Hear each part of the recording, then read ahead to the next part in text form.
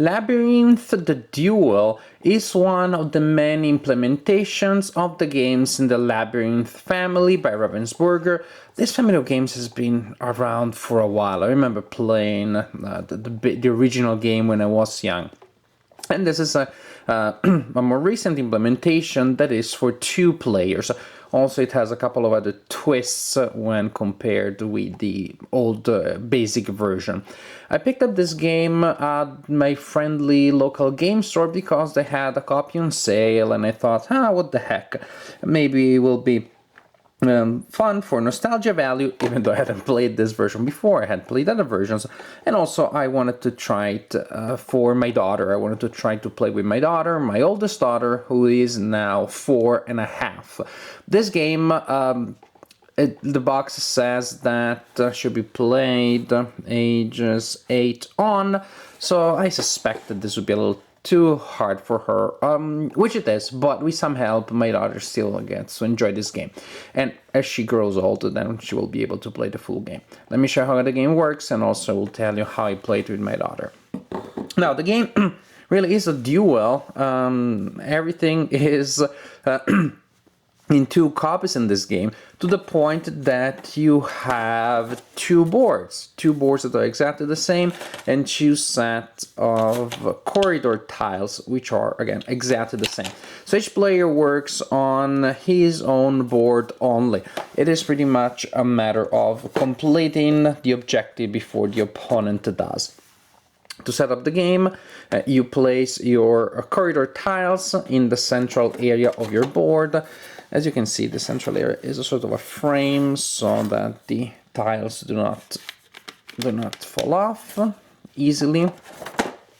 There are 16 items around the board. These are the items that the wizards controlled by the players are trying to grab or trying to acquire. There are 2 tokens representing the wizards. Each player gets one, and also at the beginning of the game you place your corridor tiles on the board.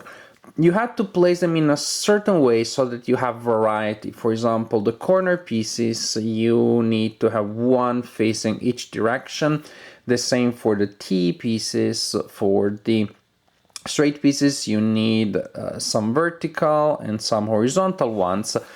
Each player prepares his own board. At the beginning of the game, you shuffle these cards. They represent the objects. The art is absolutely beautiful. Just love the detail, love the colors. But the cards are a little flimsy. If you are playing this game with young players, maybe you will want to sleeve them. Or just be careful, because they don't look like they can take too much love from a young player. Beginning of the game, after you shuffle this deck of cards, you reveal a card which becomes the initial location for both wizards. So both players place their wizard token in the location indicated by the initial card. Then you draw another card which represents the location of the object that now the wizards are trying to acquire. In this case, it is this one.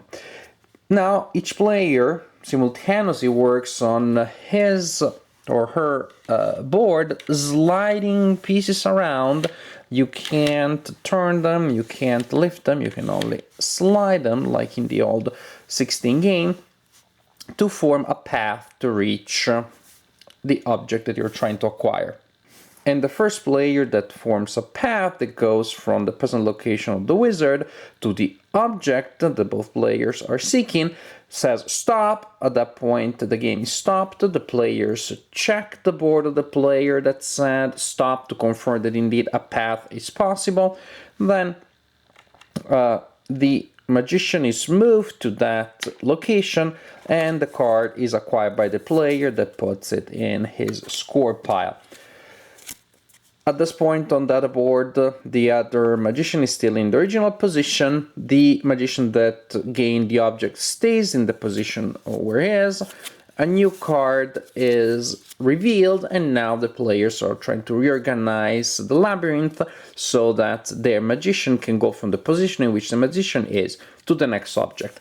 Again, the first player who gets to clear a path to the target item acquires the card, and you continue like this turn after turn until one of the players has acquired 8 objects, 8 cards, and at that point the player is declared the winner. The way I play it with my daughter, this would be too complicated, is that, well, she enjoys looking at the board, she enjoys sliding things around. These tiles are thicker, nice, they have a nice feel, I mean, they're just plastic. It's just fun to slide the pieces around. My daughter likes the visual aspect, the sensory aspect of the game. Since the game is too hard for her, what we do is we draw a card, then I start messing around the board, trying to clear a path, and when I get to the point in which I'm simply one move from clearing the path, like for example it would have been in that case, I leave it to her. Then I ask her, look, what should we do next? And even if she just does it one at a time, trial and error, she's still very happy when she realizes that we, working together, came to the solution. You can see her face lightens up, she's so proud, and to her, even if I just showed her this image and I told her this is the maze that you have to solve, it would still be fun. It would already be fun just to figure out which one is the correct path. So with me playing, solving 98% of the riddle and having my daughter complete the riddle, we play the game and she enjoys it. She really likes it. She doesn't feel like I'm giving her too much advantage at all. She enjoys watching me play. She enjoys the entire experience. So it is something that she already can enjoy, and I have to tell you this, there are games that you play with your children enjoy, but you as an adult may not enjoy all that much. Because the game for us just doesn't really have any interest.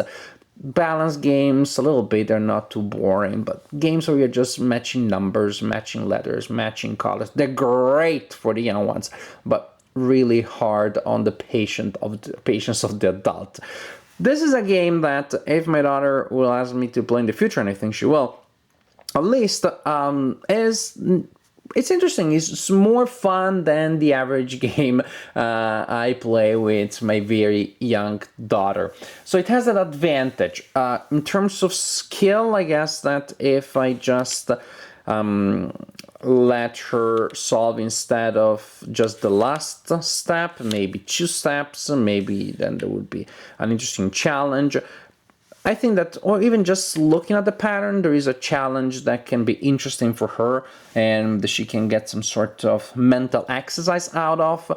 But it is a game that, as opposed to other games, at least is entertaining for the young one and not mind-numbing for the adult. So there's this advantage, and as my daughter grows old, I think that she will really enjoy playing this game in the real version. Also, it can be played solo, a single player, a child can play against the clock, see how long it takes to solve the problem. If you're playing it with adults only, well, I guess that this would be enjoyable really by people that like puzzles only and very light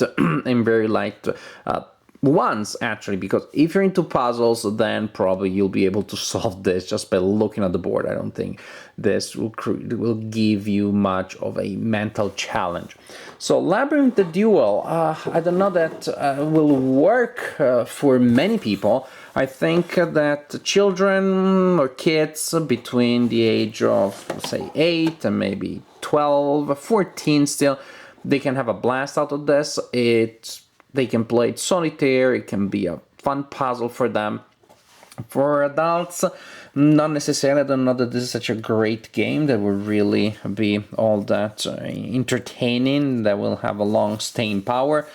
The replay value is theoretically high because you have a different labyrinth every time, but still the strategies are not many, and once you know them, you can implement them quite easily.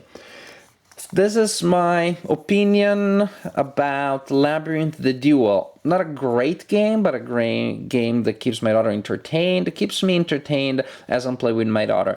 And I think that young gamers can enjoy.